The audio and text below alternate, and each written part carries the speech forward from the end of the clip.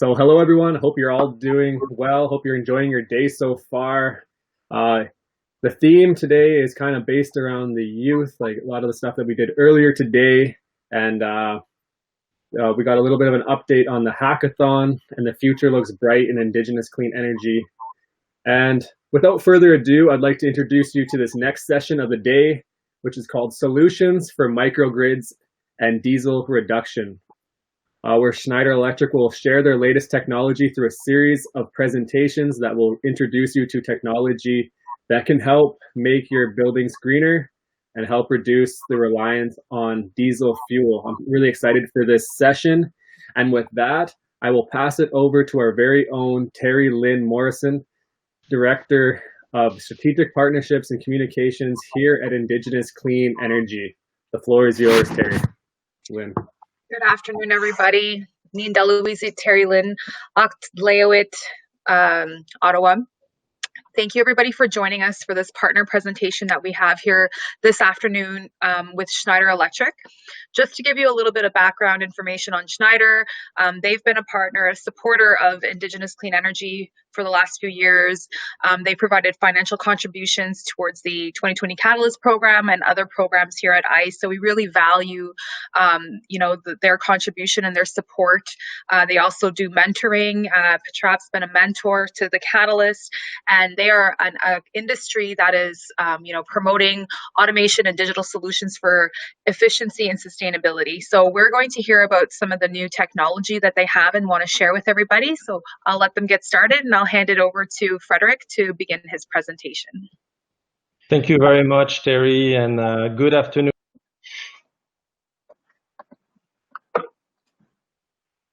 We lost Frederick. Yeah, I'm back.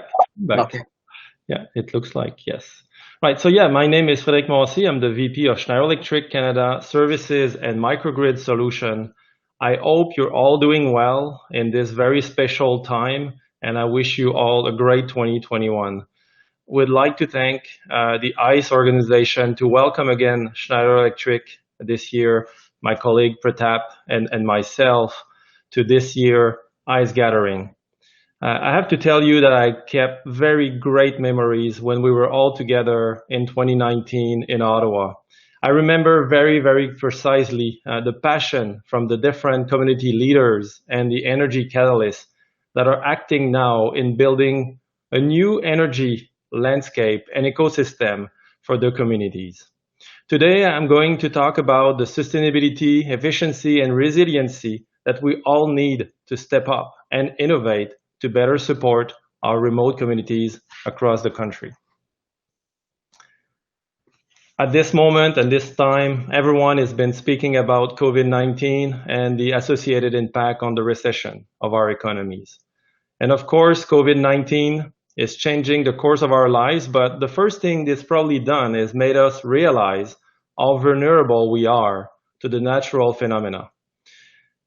But the fundamental priorities have not changed. And we know that behind the wave of COVID-19, there is a real tsunami coming, and it's named the climate change. At Schneider Electric, we have not lost sight on our purpose. And the purpose of Schneider Electric is very simple, is to empower all of us to make the most of our energy and resources. And we believe that the technology available now allow us to bridge progress and sustainability for all of us.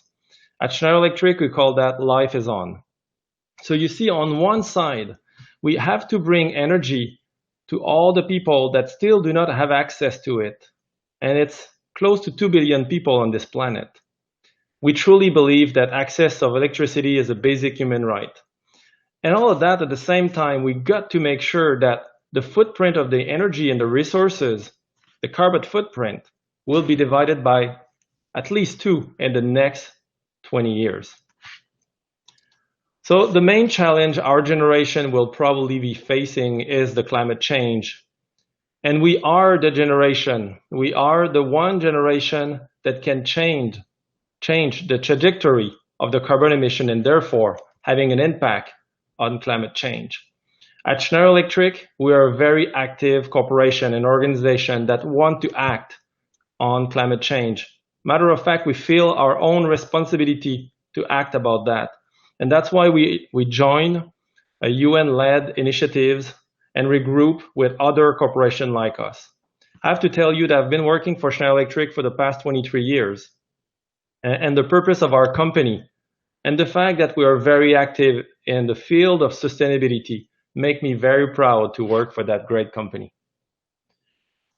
So when we look at sustainability at Schneider Electric, we see this as a very holistic approach. And I have to tell you that we want to walk the talk here. And we're taking very serious commitment towards sustainability. We will be carbon neutral on our operation in 2025 and being carbon neutral on the full supply chain by 2040. We also, as a manufacturer, have the responsibility in the inception of our products to make sure that sustainability is at the heart of the design of our product and we care for the full life cycle of our product.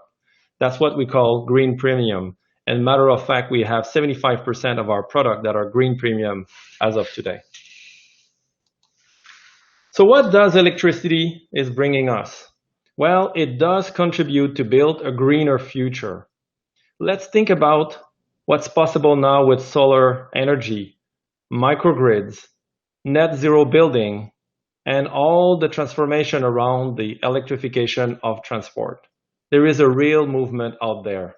And electricity is a very efficient energy. And we believe that it's probably the greatest vector of decarbonization. So we got to be aiming into a net zero world. And when we look at the whole equation of climate change, one seems that it's impossible to achieve. Well, at Schneider Electric, we believe it's possible. But for that, we need to increase the efficiency in everything we do. We've been working at Schneider Electric with several think tanks and many other companies to try to find that equation that will drive a more sustainable future. And we see here 4 very important key elements. First, it's about digital and about technology. And we believe with the technology of today, it's possible to be more efficient by at least 30%, more efficient than when we are today. So you see, it's not anymore a technology problem. The second element, which is very important here, is circularity. If we continue to consume like we have been doing, like if resources are infinite, it will not work. So we must make sure that in everything we do, we cultivate a more circular economy than we have today. Been talking about electricity. Well, at the world scale level, electricity represents 20% in the energy that we consume. In the next 20 years, this gotta reach at least 40%. So you see ×2 from where we are today. And finally, the electricity would profoundly be different than it is today, as only 6% of the energy is coming from renewable sources. In the next 20 years, this is going to go up to 40%, and here, as you can see, being 6 times more than we are doing today. But we must start all together today. Everything we do today, everything we build today will be there in the next 20 years. So if we want to tackle climate change, we need to address these changes now.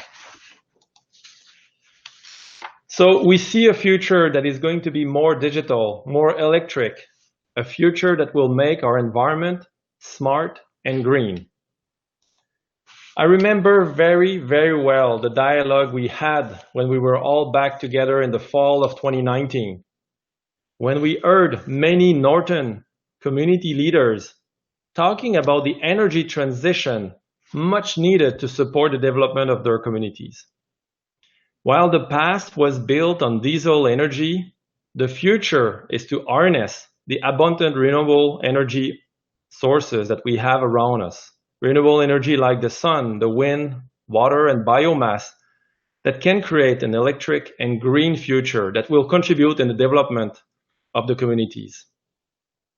But to being able to support the sustainable growth and the development of our communities, we will need to be extremely efficient in the way we use this energy. We will certainly need to create centralized renewable power generation field like the one you can see on this slide. But I would like to suggest that the future is to think about the possibility to have having the larger building of our communities being able to produce their own energy, and why not giving back to the grid of the community. By doing it, we'll be able to share with the communities and support its development. Now, I'm sure you will tell me that this concept of having the building autonomous is not accessible and is very, very much complex. Well, this is exactly the innovation that we've been working on at Schneider Electric.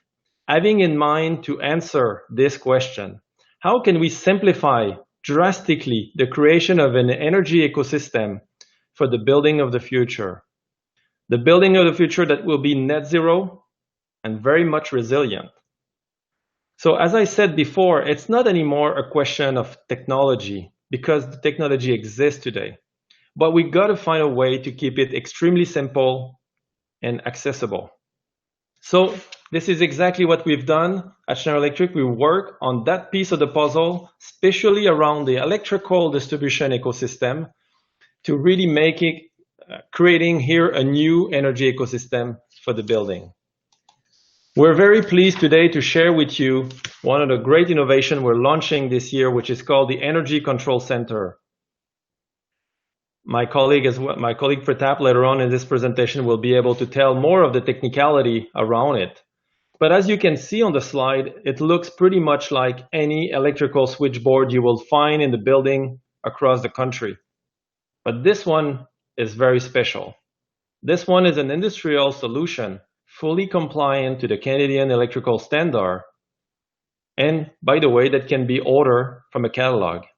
But now when you look closer to it, inside we have a fully tested and validated microgrid solution, a SCADA system, an HMI, which come out of the box.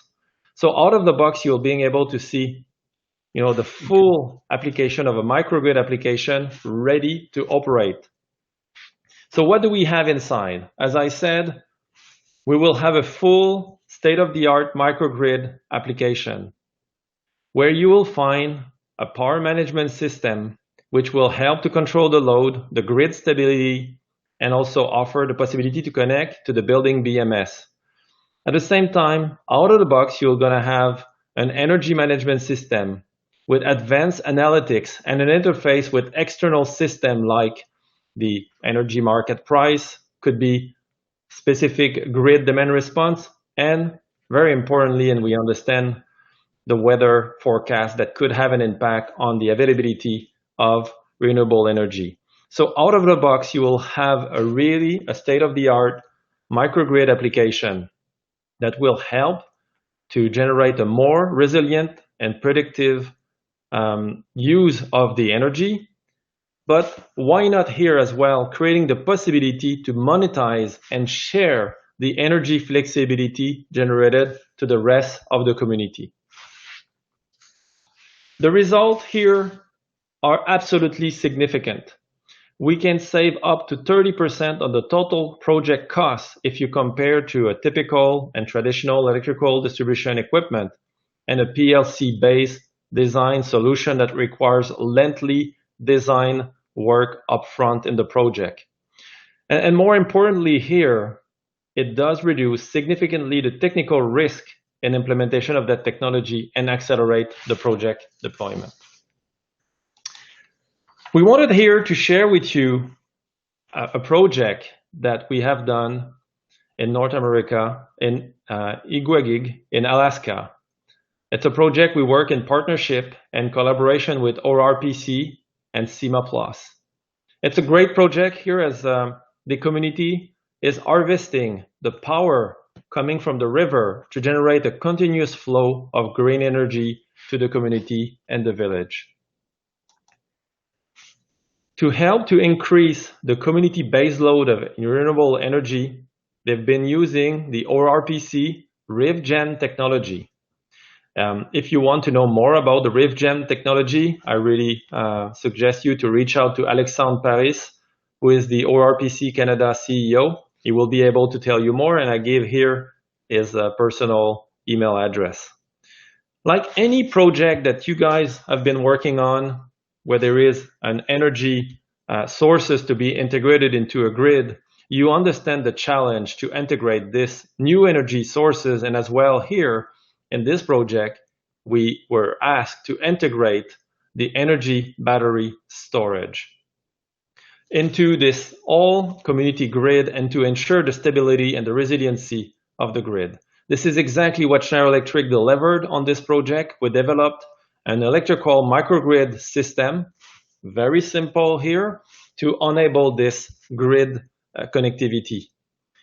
And the results are absolutely solid. So, and you can see here on the slide that in the past, the digital generator, which were the primary source of energy for the community, are now used only as a backup source of energy.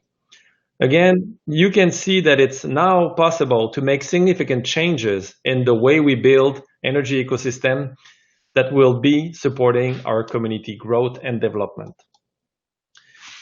The thing here is that the time is now. The time to act is now. And as I mentioned, and I want to repeat, it's not anymore a problem of technology. And I'm personally very much optimistic that together we can do something about it. Thank you very much for your attention. I will turn as well now to Terry and to give ourselves a chance to answer a few questions before I pass the puck to my colleague, Pratap. That was a really nice segue, Frederick, in terms of, our theme here over at the e-gathering is where the puck are we going?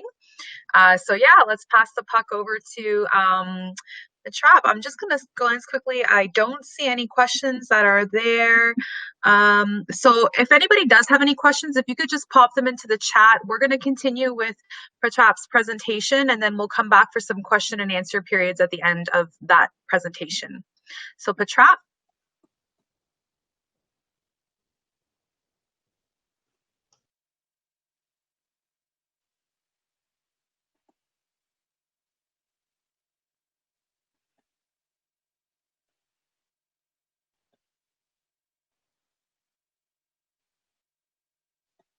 I'm just clicking my presentation. Oh, sorry, we were supposed to get that up for you. Yeah. All right. We're ready. It's not coming, I guess. Oh, just 1 second.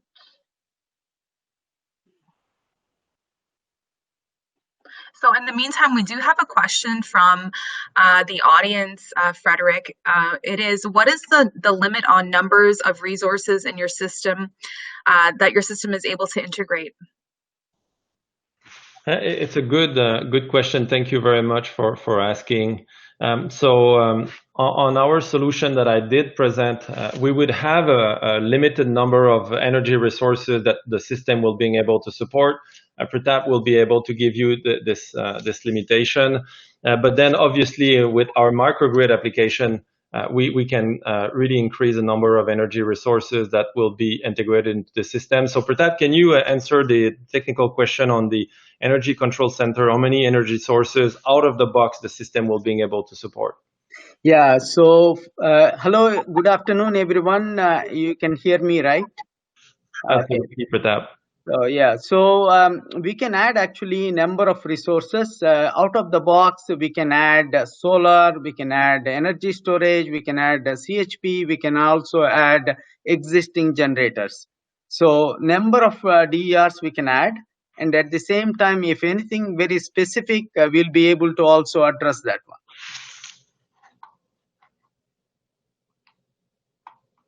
Any other questions?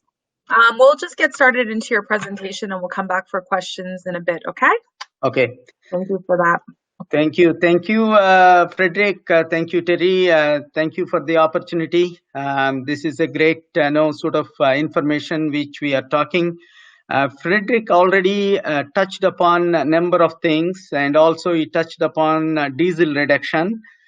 So here, I'm talking about how we can actually think of reducing the diesel and what type of solutions available for a sustainable future in remote communities.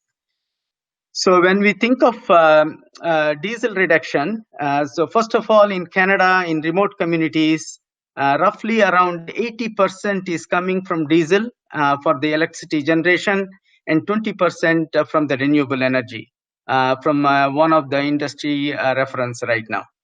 So eliminating diesel-powered electricity generation in remote communities is the goal for the government by 2030.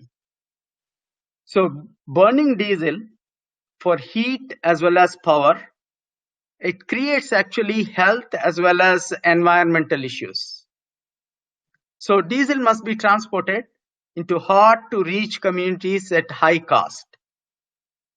So which means remote communities can think of how can they harness renewable energy from the sun, from the wind, from the water, and from the biomass.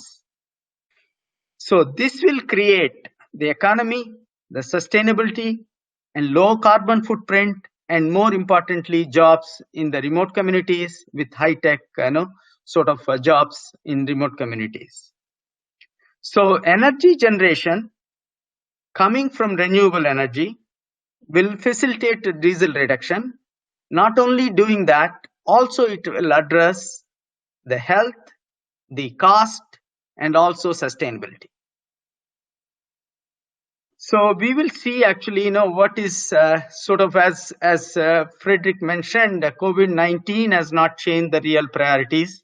The focus is still on the economy, creating jobs, and also sustainability, and also reduce carbon footprint.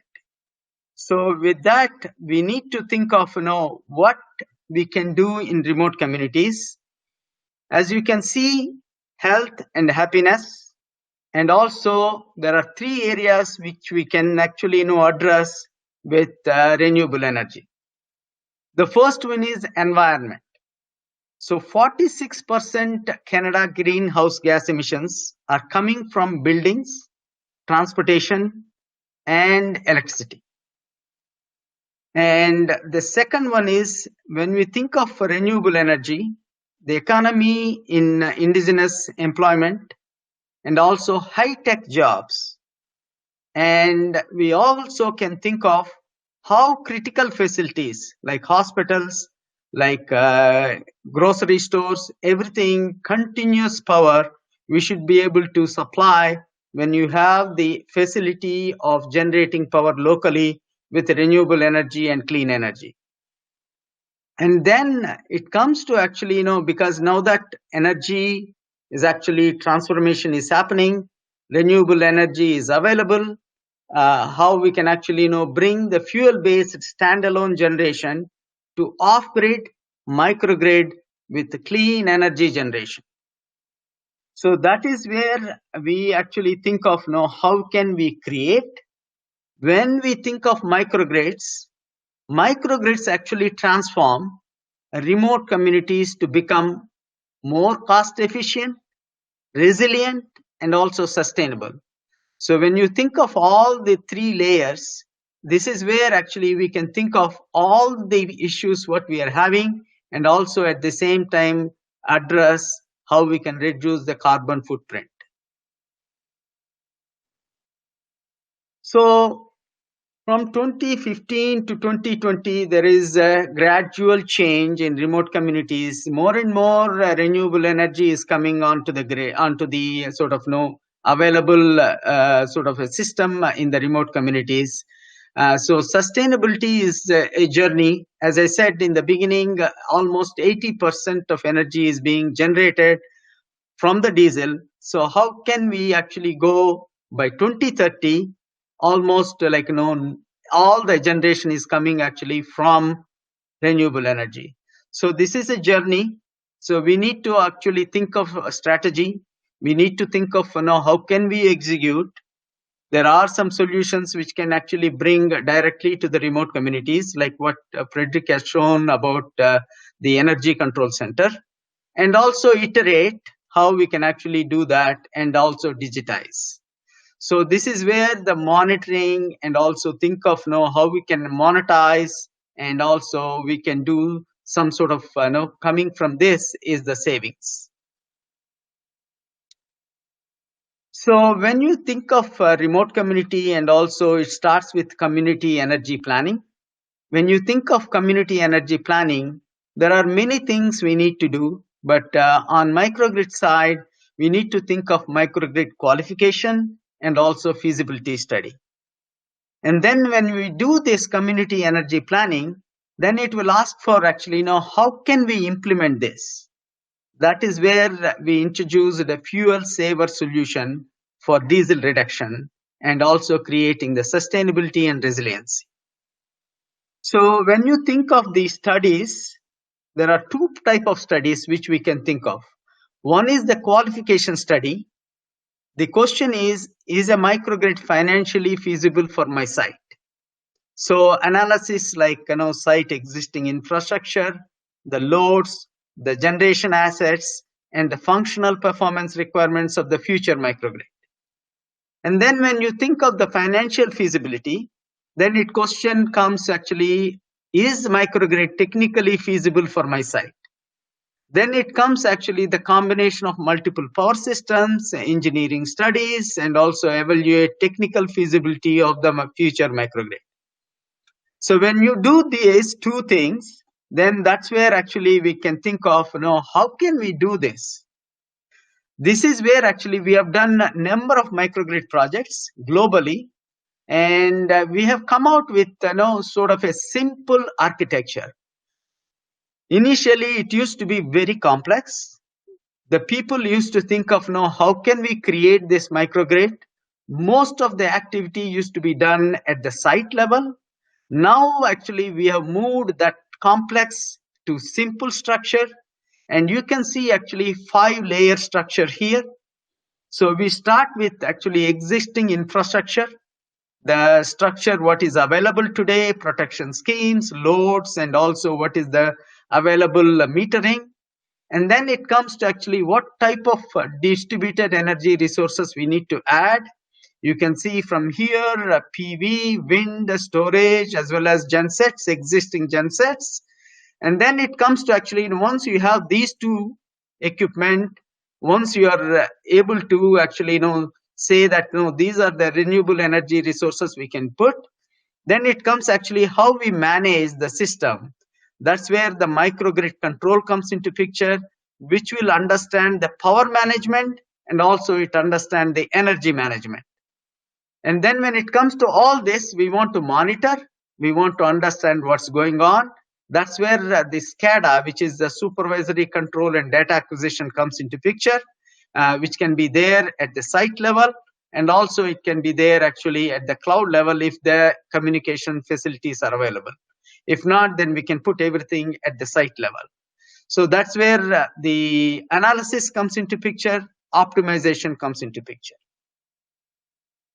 So then when it becomes so simple, then we want to actually really try and make sure that it works. So that's where this complete system has been executed in Semakau Island, which is near Singapore.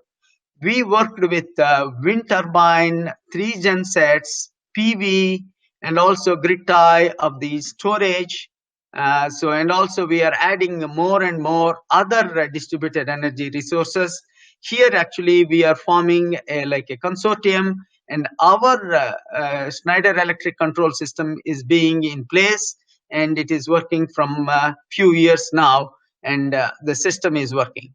So in other words, actually the goal here is actually how can we maximize usage of distributed energy resources in a island, so that we don't depend on any of the diesel requirement for system of energy in the island. So you can see from here diesel reduction integrated solution. So we started with the diesel, and then we added actually photovoltaic, which is the solar, and then that's where actually you can see that we integrated with energy storage, where we have done the smooth including the PV. We connected with higher renewable energy penetration, and then that came actually fully integrated hybrid microgrid solution, which is actually optimizing the use of rotating gensets, which is the diesel gensets, and we want to actually maximize the renewable energy penetration into the system. So you can see the load is there. In the first scenario, which is on the left-hand side, 330 kW is the load, and we are actually using only the diesel gensets. And in the second stage, we just added 500 kW PV. That's where we used both the PV and the gensets, meaning we reduced the consumption of the diesel. And in the third scenario, we actually added energy storage and solar together and the same load. So thereby we reduced even further diesel consumption. So you can see from this, the simulation, what we did for this island. So the first case is the base scenario. The base case is around 321,000 liters. That is when we are using only the gensets. And then we moved to gensets plus PV. That's where we added sort of PV in this scenario, which reduced the diesel consumption to 195,000 liters, which is around 40% reduction. The system payback is around 4.4 years. And then we added energy storage into the system, which actually brought the diesel consumption to 136,000 liters, which became actually system payback 4 years and 57% reduction in the diesel. So these are the things which we can actually really take the advantage what has been done in an island. We can actually bring the same technology to our remote communities. And you can see here the fuel saver architecture. It is available fully configured solution, and we have already seen energy control center. You have seen the EcoStruxure microgrid operation, which is configured, which we can actually combine with PV as well as energy storage, any other distributed energy resources. And then we also have microgrid advisor, which will do the optimization and sustainability.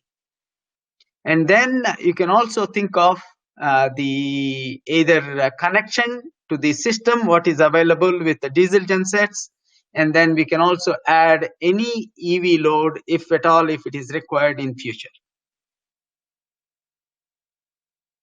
So what we have seen in many remote communities, as well as in places where we need to add microgrids, there are a number of things on the regulation side, financial side, and also technology barriers.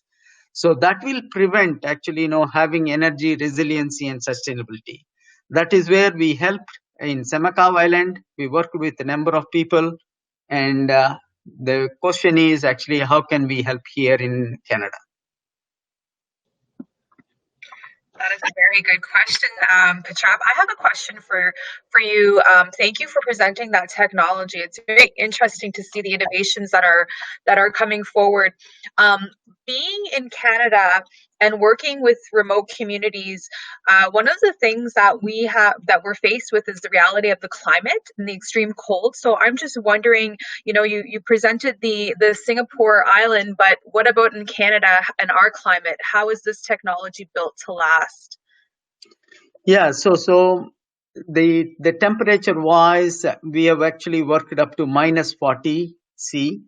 So if we need to go even beyond that, we have solutions which we can actually bring even less temperature. So it is applicable for Canadian climate conditions.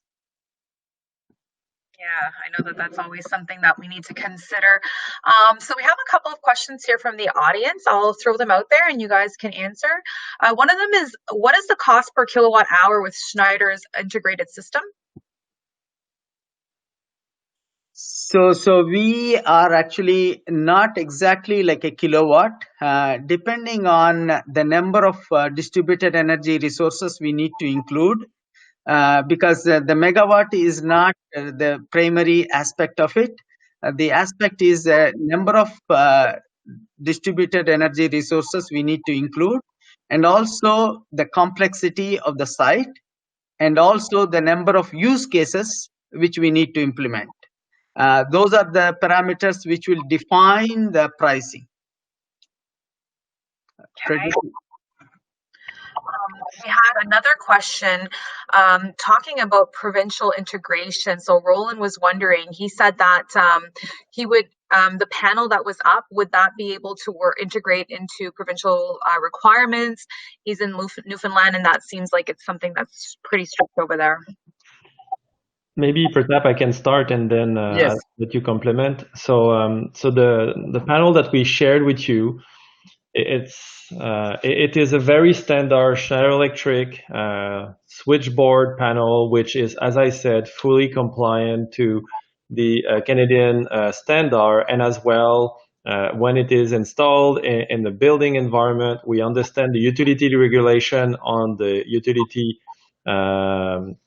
made in commerce. So we're using, as I said, very much standard electrical distribution panel, which is compliant and which is sold across the country from one coast to the other. So that maybe you can. I don't know if you want to complement here. Yeah, pretty much. I think we can sort of address any type of standards. As Frederick mentioned, it is a standard service entrance switchgear, which means we'll be able to comply with code requirements as per each province. Good. Another question: what's the cost range for this microgrid solution?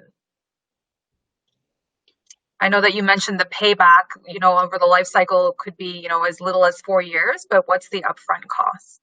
Yeah, so as I said in the beginning, there are a number of things which we can think of, use cases, and also complexity of the system and all that. It ranges, the energy control center, the price range is coming from 250,000 to 450,000. Depending on the situation, we can sort of think of that is the range, and also it depends on if we need to add some other climate reduction in the climate temperatures and all that. We need to think of what price we need to add on for that. Right. So basically, you would design a custom solution and add in whatever unique attributes you need to, depending on the situation of the communities. I'm going to go to a question from Stephanie Rozak in our audience. So Stephanie shared with us, I know each community solution will be unique, but in general, what has been most successful when dealing with northern climate? For example, darker periods of time, transporting goods, et cetera, et cetera. You want to go, Frederick?